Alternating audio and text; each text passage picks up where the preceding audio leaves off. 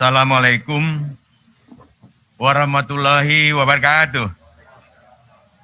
Selamat siang dan salam sejahtera untuk kita semua. Alhamdulillah, puji dan syukur selalu kita panjatkan kehadirat Allah Subhanahu wa taala atas nikmat yang diberikan kepada kita, terutama nikmat sehat dan nikmat kesempatan bisa silaturahim untuk mengikuti press release penegakan disiplin COVID-19 sesuai dengan Perwali nomor 43 tahun 2020 Kota Samarinda. Pada siang hari ini mendampingin saya Bapak Dandim, Bapak Sekda, Bapak Denpom, Kepala Dinas Perhubungan Kota Samarinda, Ketua Tim Penggerak PKK Kota Samarinda yang juga anggota DPRD Provinsi Kalimantan Timur. Mendampingin saya Bapak Kapolresta Kota Samarinda, Pasien 1, Pelaksana Tugas Badan Penanggulangan Bencana Daerah Kota Samarinda. Hari ini kami akan menyampaikan beberapa hal penting. Yang pertama, update pada tanggal 6 September 2020 kemarin, jumlah pasien terkonfirmasi positif COVID-19 di Samarinda mencapai angka 1.168 kasus dengan 712 pasien yang telah dinyatakan sembuh, 55 pasien meninggal, dan 409 pasien dalam perawatan. Kenaikan yang signifikan tersebut mengharuskan pemerintah Kota Samarinda untuk segera mengambil tindakan yang tegas agar mampu memutus mata rantai penyebaran COVID-19 yang penularan terbanyak saat ini melalui transmisi lokal non-klaster berjumlah 331 kasus. 2. Perwali nomor 43 tahun 2020 harus segera diterapkan mengingat jumlah pertambahan kasus positif COVID-19 di Samarinda sudah berada dalam tingkat mengkhawatirkan. Percepatan angka kematian akibat virus ini telah mencapai 6,4% di atas angka nasional. Yang ketiga, mulai hari ini, Senin, 7 September 2020, pemerintah Kota Samarinda mendisiplinkan penerapan protokol kesehatan di seluruh wilayah Kota Samarinda.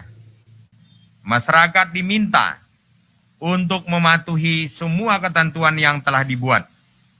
Di antaranya, diwajibkan untuk memakai masker, menjaga jarak minimal 1 meter, mencuci tangan, dan menghindari kerumunan.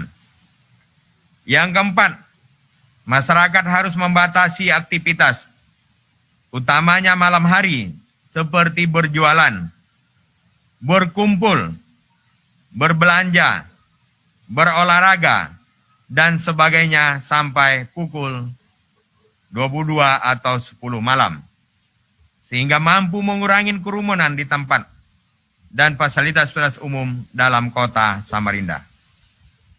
Yang kelima, masyarakat menerapkan pola hidup bersih dan sehat, berolahraga ringan, dan berjemur setiap hari untuk menjaga imunitas tubuh. Bagi masyarakat yang memiliki penyakit saluran pernapasan dan sejenisnya, agar mengurangi aktivitas di luar rumah. Yang keenam, menjalankan Perwali nomor 43 tahun 2020 ini, pemerintah Kota Samarinda akan bekerja sama dengan TNI dan Polri agar penerapan peraturan ini dapat dijalankan dengan maksimal di masyarakat. Samarinda, 7 September 2020.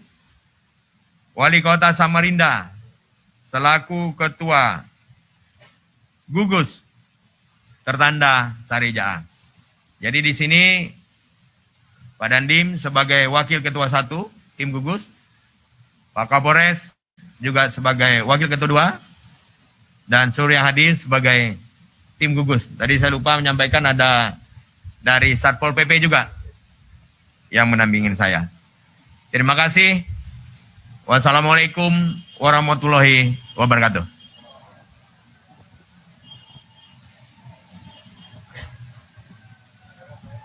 Silakan, mungkin ada yang akan bertanya, nanti akan dijawab oleh yang mendampingin saya.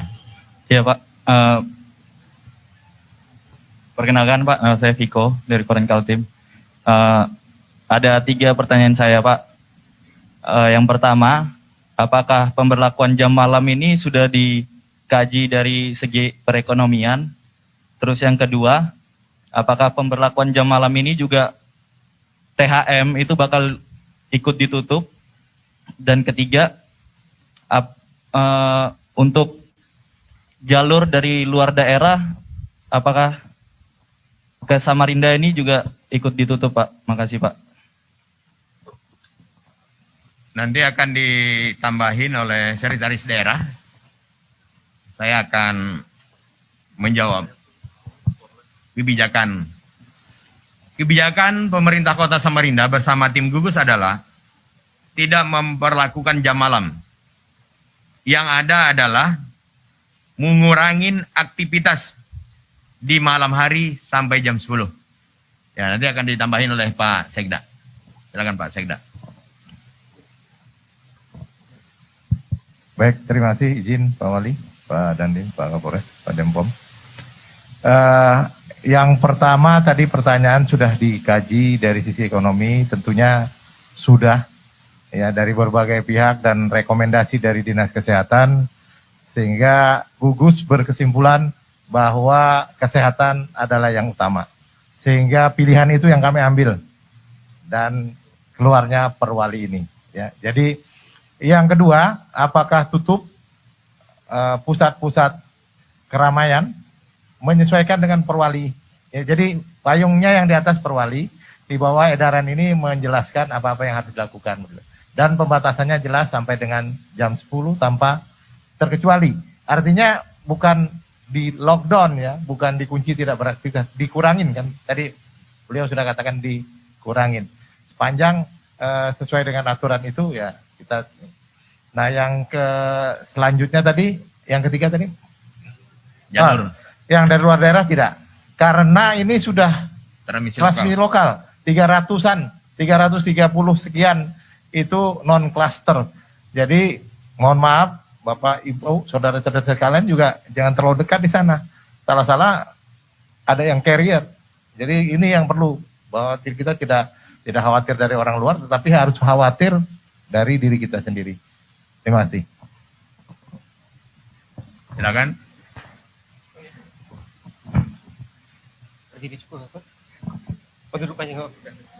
Duduk aja enggak Bapak.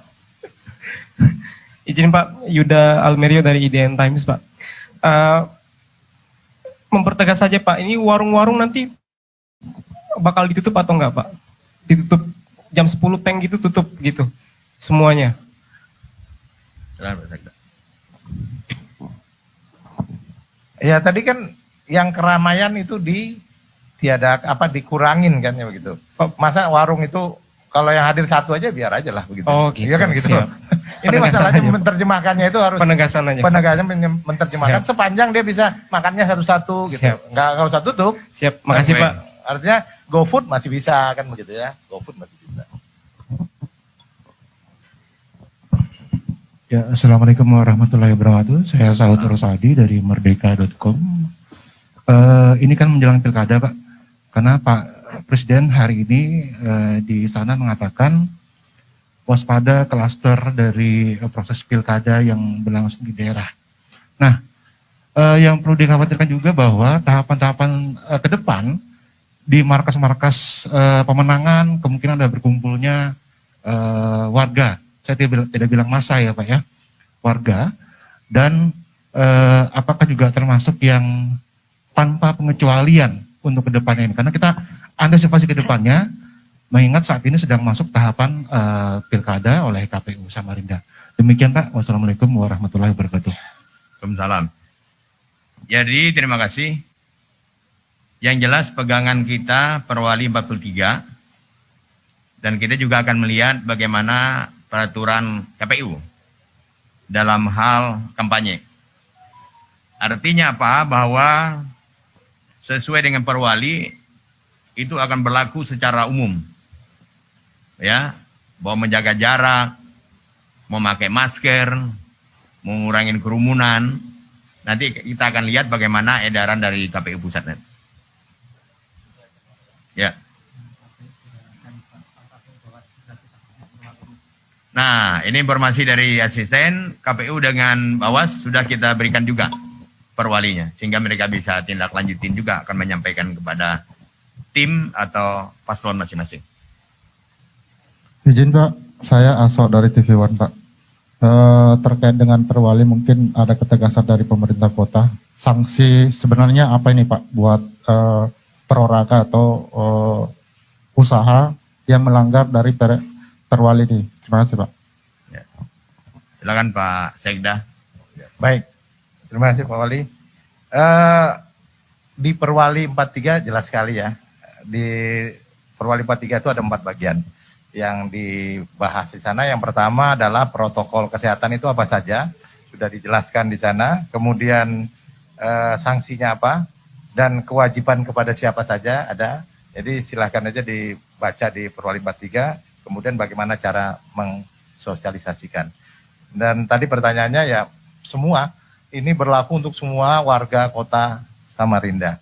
Jadi diharapkan Pak Wali pada warga Samarinda untuk bersama-sama, karena tidak mungkin ini pemerintah kota sendiri beserta aparat yang ada tanpa didukung oleh masyarakat. Karena jumlah aparat pemerintah itu jauh lebih sedikit dibandingkan dengan warga kota Samarinda. Jadi kepedulian dan kerjasama masyarakat itulah yang terpenting bagi penerapan sanksi atau penerapan Perwali 43 ini. Terima kasih. Ya, saya juga menambahkan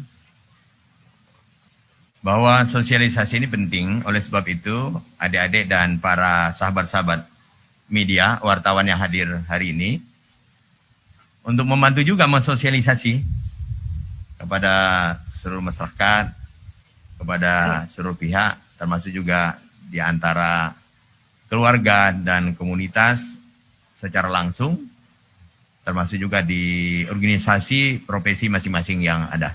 Terima kasih.